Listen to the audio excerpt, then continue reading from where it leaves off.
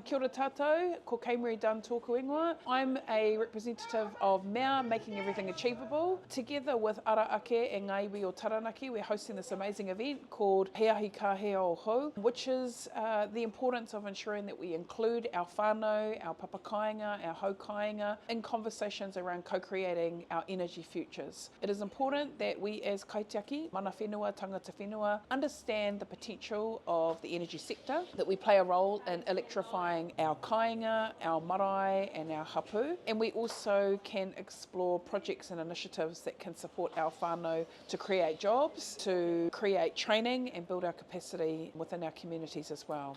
This is important to you, specifically, our audience, to understand the possibilities to get involved, and we're also actively encouraging you to join He Ahi Kā. So come to our website, www.mea.nz/He